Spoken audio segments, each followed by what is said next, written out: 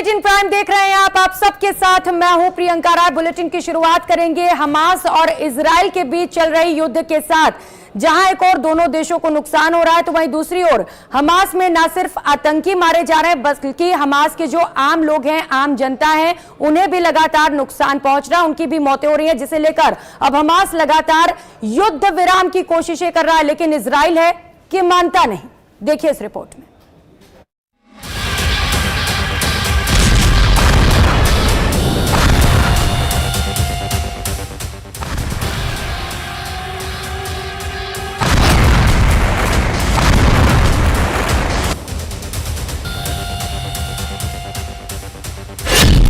Israel को धमकी दी, बात नहीं बनी।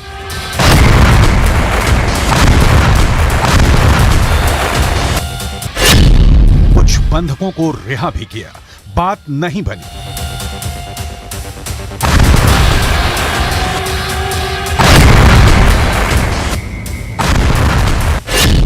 कई देशों से दबाव बनवाया, बात नहीं बनी।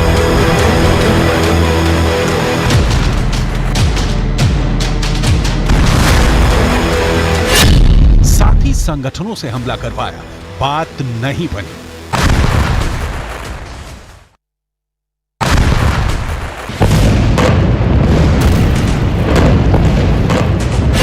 सबकी रिहाई की भी शर्त रख दी, बात फिर भी नहीं बनी।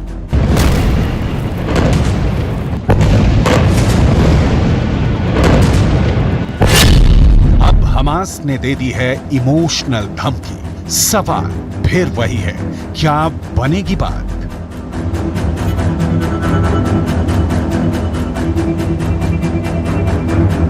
हर दिन इजराइल के हमलों में खुद को बर्बाद होता देख हमास घबराया हुआ है। हर रात के हमले के बाद सुबह के आंकड़ों में हमास आतंकियों की तादाद कम से कम होता देख हमास बौखलाया हुआ है। वो इजराइल को लगातार सब कुछ बर्बाद करने की धमकी दे रहा है। वो इजराइल को फिर से 7 अक्टूबर जैसे कई हमलों की भी धमकी दे रहा है, लेकिन हमास को खत्म करने की कसम खा बैठे इजराइल को मानो ना कुछ सुनाई दे रहा है, ना कुछ दिखाई दे रहा है, बल्कि हर धमकी के बाद इजराइल का हमला और तेज होता जा रहा है। ऐसे में अब हमास ने एक नया दांव खेला है, इमोशनल धमकी वाला दांव।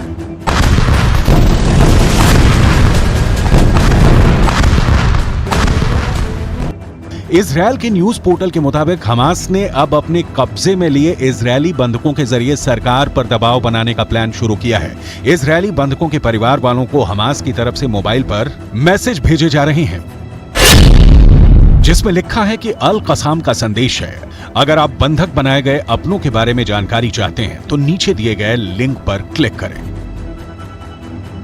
जाहिर है हर कोई बंधक बनाए गए अपनों के बारे में जानकारी के लिए परेशान है और उसका हाल जानने को बेताब है। ऐसे में हर कोई इस लिंक को क्लिक कर रहा है और क्लिक करने के बाद स्क्रीन पर एक और संदेश दिखाई पड़ता है, जिसमें हमास की सैन्य शाखा के नाम के साथ लिखा है कि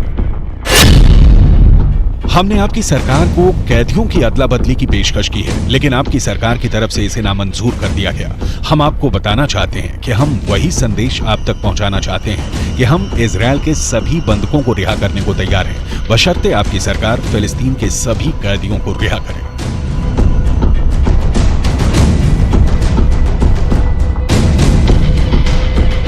हमास का यह संदेश ना सिर्फ बंधक बनाए गए लोगों के परिवार तक पहुंचाया जा रहा है, बल्कि आम इजरायली लोगों तक भी इस मैसेज को पहुंचाने की कोशिश की जा रही है। मकसद साफ है, किसी भी तरह से युद्ध से बाहर निकलना। हमास जानता है कि बंधकों की रिहाई को लेकर इजरायल के आम लोगों में गुस्सा है और बंधकों के परिवार हर दिन सरकार के खिलाफ प्रदर्शन करके दबाव बना रहे हैं। हमास अब इसी विरोध का फायदा उठाना चाहता है और लोगों को भेजे जा रहे इस मैसेज को वो बड़े मौके के रूप में देख रहा है।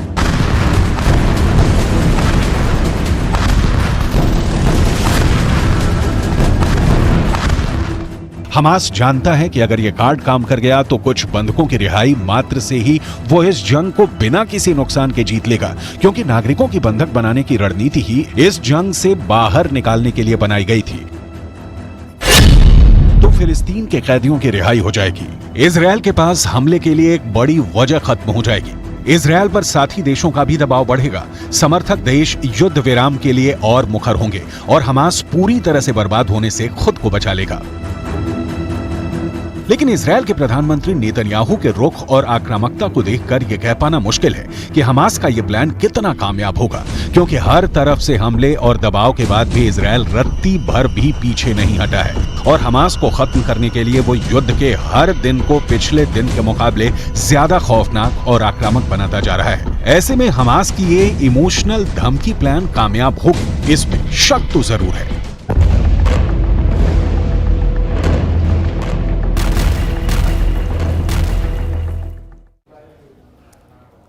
अट्ठाईस दिन के भीतर इजराइल का युद्ध ऐसे मोड़ पर आ पहुंचा है जहां ना तो सीज फायर की उम्मीद है, ना ही हमास के पीछे हटने की, क्योंकि अब ईरान ने एक एक कर अपने पत्ते खोलने शुरू कर दिए हैं। देखिए एक्सक्लूसिव रिपोर्ट।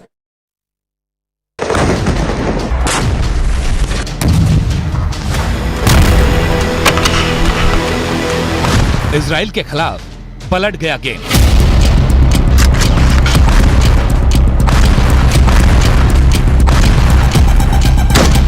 ईरान का खूंखार दस्ता लेबनान रवाना।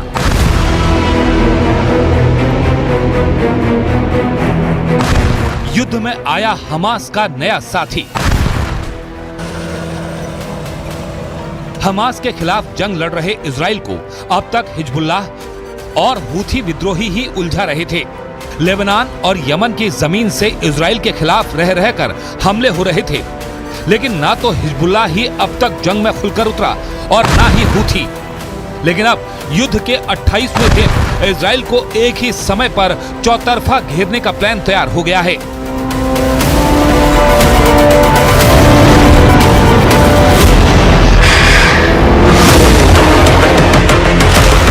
इराक में मौजूद ईरान समर्थित लड़ाकों ने युद्ध में उतरने का ऐलान कर दिया है। सीरिया में सक्रिय ईरानी समर्थित मिलिशिया ग्रुप इमाम हुसैन ब्रिगेड ने भी जंग के लिए लेबनान कूच करने का ऐलान कर दिया है। यानी अब यह साफ हो चुका है कि ईरान अब हमास को इजराइल के खिलाफ युद्ध में अकेला नहीं छोड़ने वाला। ईरान समर्थित लड़ाकों के सीरिया और इराक से कूच करने के बाद युद्ध में कैसे नया मोड़ आने वाला है, अब जरा वो समझिए। सीरिया में मौजूद ईरानी समर्थित लड़ाके सीरिया से लगने वाली लेबनान की सीमा में पहुंचेंगे और इधर से इराक में मौजूद ईरानी समर्थित लड़ाके इराक से सीरिया होते हुए वेस्ट बैंक में दाखिल होने की कोशिश करेंगे। मतलब एक साथ ये दोनों ईरानी समर्थित ग्रुप इजराइल के खिलाफ दो मोर्चों को मजबूत करेंगे। युद्ध के मैदान में इस बड़े डेवलपमेंट के बाद ईरान भी अब पूरी तरह एक्टिव हो गया है। ईरान पर अब तक पर्दे के पीछे से ही हमास को कंट्रोल करने के आरोप लगते रहे थे, लेकिन अब ईरान भी धीरे धीरे अपने गेम से पर्दा उठा रहा है। गुरुवार को ईरान के विदेश मंत्री ने बयान जारी कर कहा, मैंने हमास के पॉलिटिकल ब्यूरो के प्रमुख से फोन पर बात की। बातचीत में गाजा और वेस्ट बैंक में बने हालात पर चर्चा हुई। इन सब के बीच अमेरिकी खुफिया एजेंसी की रिपोर्ट ने भी नेतन्याहू की चिंता बढ़ा दी है।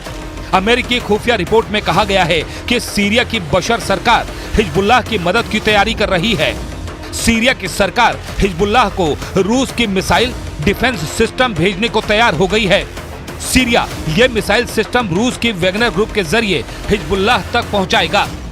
हिजबुल्लाह और वैगनर ग्रुप का नाता बहुत पुराना है। सीरिया में दोनों ही संगठन सालों तक ऑपरेट होते रहे हैं। एक समय में इन दोनों संगठनों ने बशर अल असद को सत्ता तक पहुंचाने में बड़ा रोल निभाया था। हालांकि अरब देशों के खिलाफ सालों पहले युद्ध लड़ चुके इजराइल के लिए ये स्थिति नई नहीं है। युद्ध के बीच उसे ऐसी नई परिस्थिति की आशंका पहले से ही थी, इसलिए उसने गाजा में ग्राउंड ऑपरेशन शुरू करने के साथ ही हमास आतंकियों को उसी इलाके में समेटना शुरू कर दिया है। इजराइल के मुताबिक वो गाजा में हमास के इलाकों को चारों ओर से घेर चुका है। यानी हमास अभी अपने ठिकानों पर जिस जगह मौजूद है वहां से उसके पास भागने का कोई रास्ता नहीं बचा है। इस घेरेबंदी को इजराइल की सेना लगातार कसती हुई आगे बढ़ रही है। यानी हर गुजरते घंटे के साथ ये घेरेबंदी और करीब हो रही है। לוחמי צה"ל השלימו את כיתור העיר עזה, המוקד של ארגון הטרור חמאס. בשעות האחרונות כוחות שריון וחי"ר בסיוע כלי טיס רבים של חיל האוויר תוקפים מוצבים, מפקדות, עמדות שיגור ותשתיות טרור נוספות המשמשות את הנהגת חמאס ואת המחבלים שלה. मतलब साफ है, तैयारी दोनों ओर मुकम्मल है। ईरान हमास को हारने नहीं देना चाहता और इजराइल हमास को मिटाने की सौगंध ले चुका है।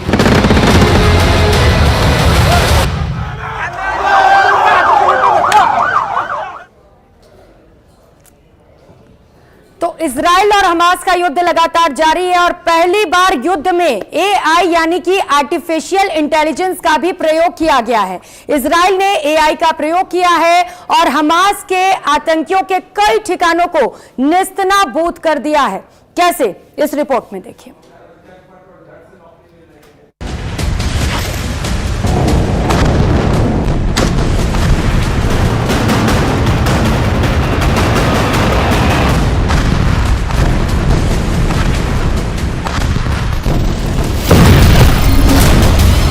इजराइल ने जंग में उतारा एआई हथियार।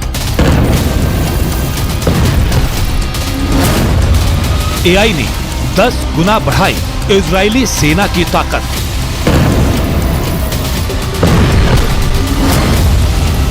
युद्ध में पहली बार एआई का इस्तेमाल।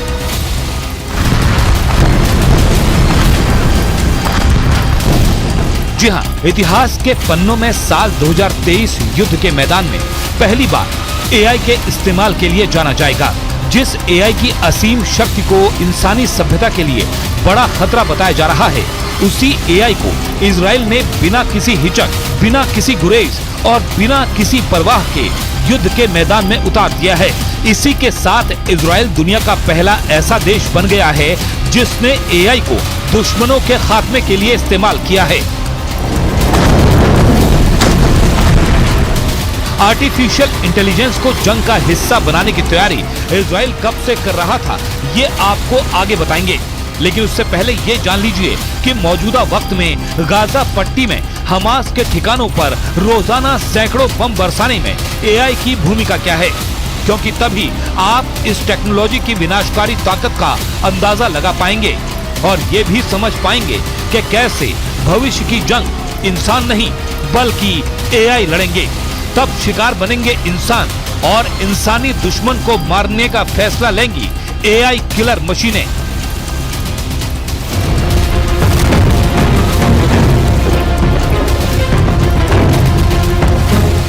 हमास का वजूद मिटा देने की कसम खा चुके इजराइल ने गाजा पट्टी में हमास को तबाही के नर्क में पहुंचाने के लिए पूरी ताकत झोंक दी है।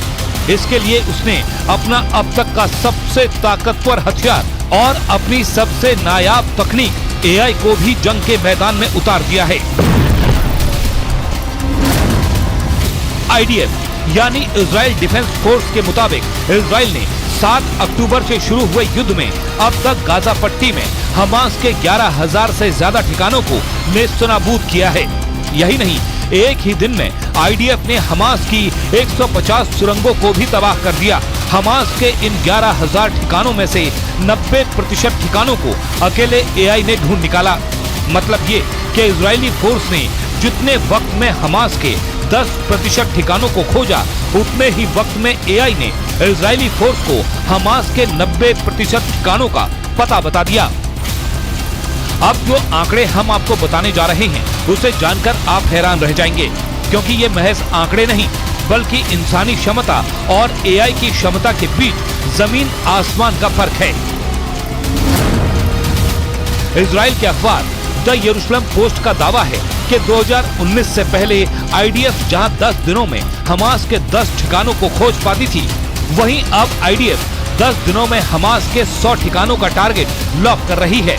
मतलब ये कि 2019 से पहले आईडीएफ की हैरान ड्रोन यूनिट जहां एक दिन में दुश्मन के एक ही ठिकाने का पता लगा पाती थी, वहीं 2023 में आईडीएफ एक दिन में दुश्मन के 10 ठिकानों का पता लगा रही है। यानी कि आसमानी नजर से दुश्मन के ठिकानों का पता लगाने में आईडीएफ की क्षमता 10 गुना तक बढ़ गई है। और ये सब मुमकिन हुआ है एआई के इस्तेमाल से। जी हाँ, एआई की मदद से ही आईडीएफ अब एक दिन में दुश्मन के 10 ठिकानों का पता लगा रही है। जबकि पहले एक दिन में सिर्फ एक ठिकाना ही ढूंढ पाती थी।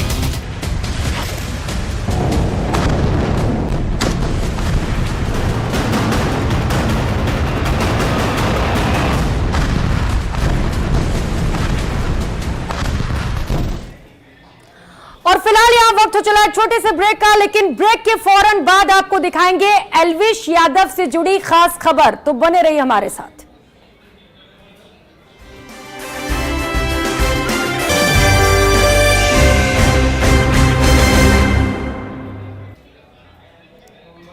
ब्रेक के बाद आप सभी का स्वागत है। खबरों में आगे बढ़ते हुए उत्तर प्रदेश के नोएडा में एल्विश यादव के खिलाफ एफआईआर दर्ज कराई गई है। जानने के लिए कि आखिर क्यों रिपोर्ट लिखाई गई, देखिए हमारी ये खास रिपोर्ट।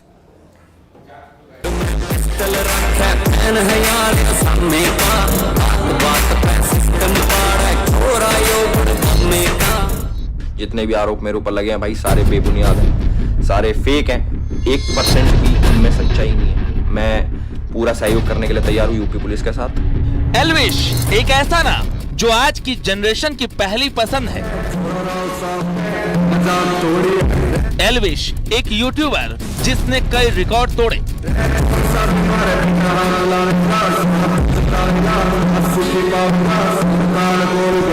एक ऐसा चेहरा जो रातों रात स्टार बना, फेसबुक से इंस्टाग्राम तक उसके ही चर्चे होने लगे।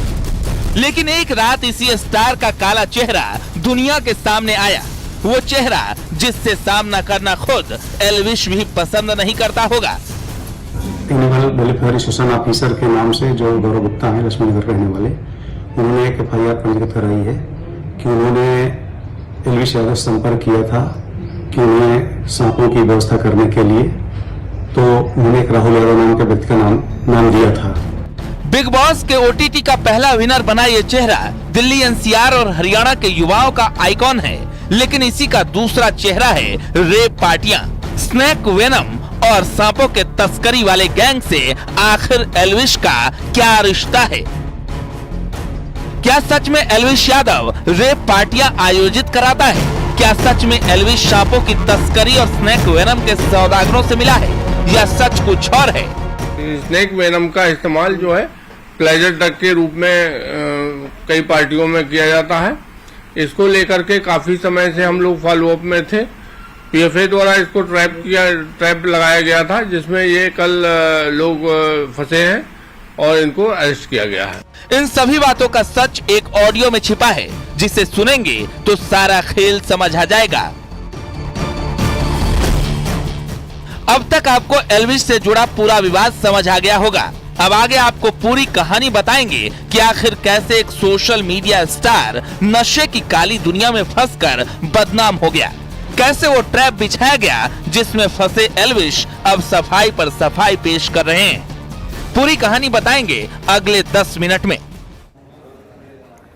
और अब एक नजर देश और प्रदेश की 25 बड़ी और अहम खबरों पर प्राइम 25 में।